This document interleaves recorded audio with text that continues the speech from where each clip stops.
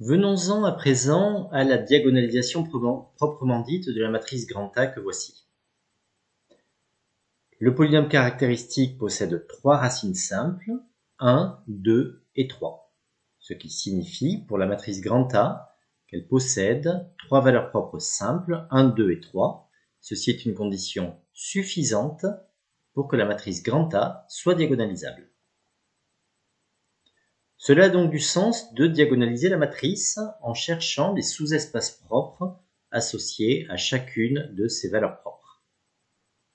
Je propose ici de détailler la recherche de l'un de ces sous-espaces propres, par exemple E de 1 associé à la valeur propre 1. On cherche tous les triplés appartenant à E de 1, il vérifie l'égalité qui est ici, ou encore celle-ci. Formons la matrice A moins identité, qui, multiplié par le vecteur colonne x, y, z, donne le triplet nul. Cela se traduit par ce système, que l'on peut résoudre de plusieurs façons, peu importe, du moment que l'on raisonne par équivalence.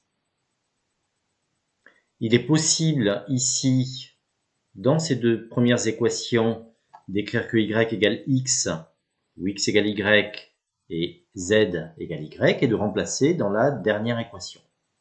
Ou alors d'appliquer la méthode traditionnelle, méthode du pivot de Gauss, en éliminant x dans la dernière équation via l'opération ligne numéro 3 ou dernière équation devient L3 plus 6 L1.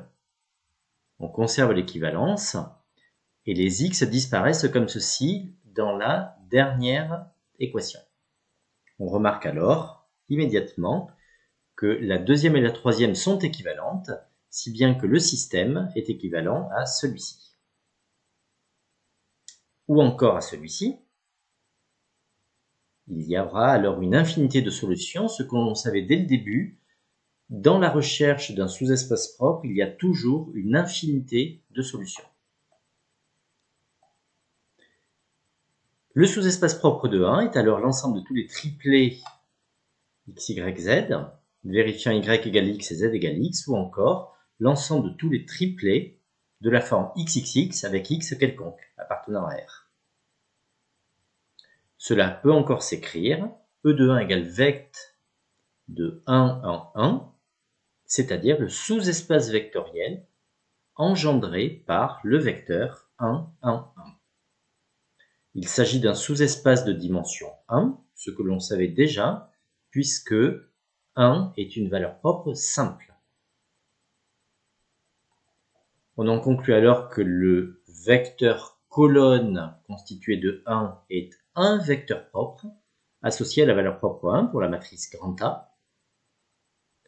Je précise bien qu'on dit un vecteur propre, puisque tout multiple non nul de ce vecteur est encore un vecteur propre pour cette même valeur propre.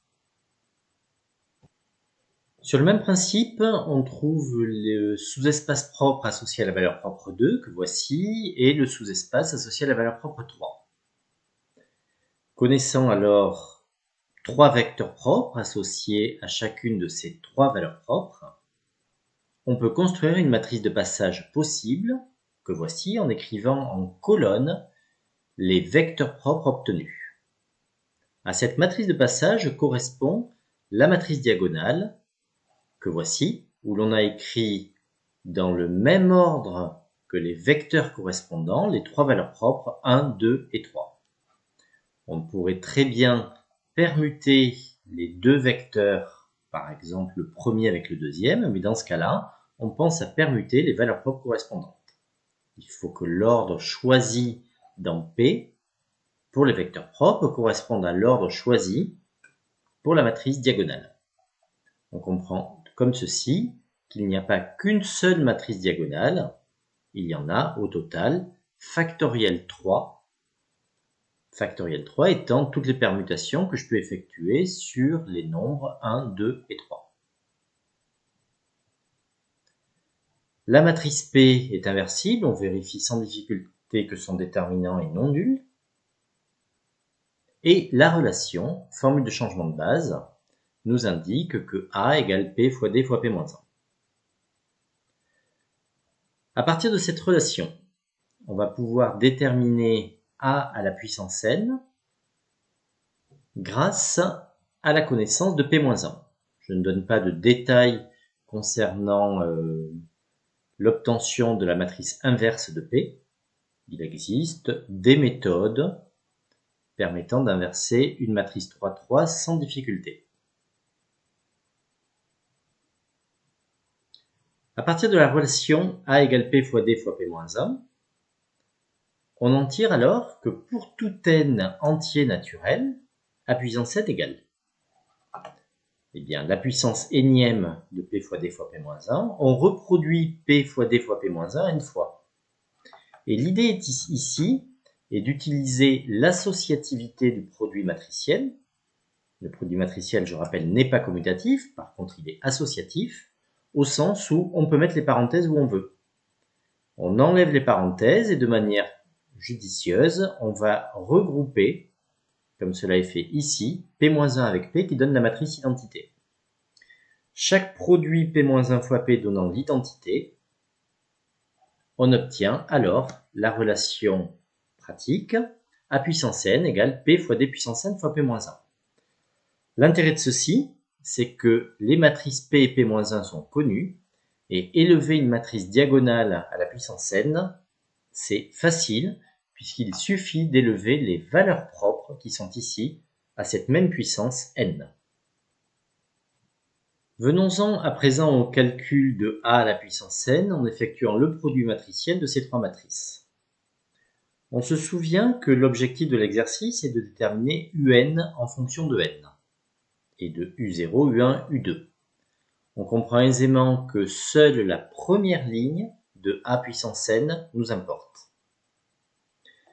Grâce à cette remarque, on ne va conserver que la première ligne du produit matriciel de ces deux matrices, apparaissant ici. Les coefficients de la deuxième et de la troisième ligne sont alors notés alpha, bêta, gamma, delta, epsilon et zeta. Matrice qui ensuite est multipliée par la troisième matrice que voici. On obtient alors en première ligne ces trois coefficients pour A puissance n, et en deuxième et troisième ligne des coefficients qui ne nous importent pas, que j'ai notés eta, θ, iota, kappa, lambda et mu. La dernière étape consiste alors à déterminer la première composante du produit matriciel de cette matrice par ce vecteur colonne, et par identification, on aura directement UN en fonction de U0, U1, U2. C'est ce qui est fait ici. L'équation de récurrence est ainsi résolue. On a une forme, une expression explicite de UN en fonction de n et des conditions initiales portant sur U0, U1 et U2. Voilà, l'outil matriciel a été particulièrement important pour résoudre cette équation de récurrence d'ordre 3. Évidemment, on pourrait généraliser à des équations de récurrence d'ordre 4, voire plus. Cette vidéo est terminée. Merci de l'avoir suivie. Au revoir.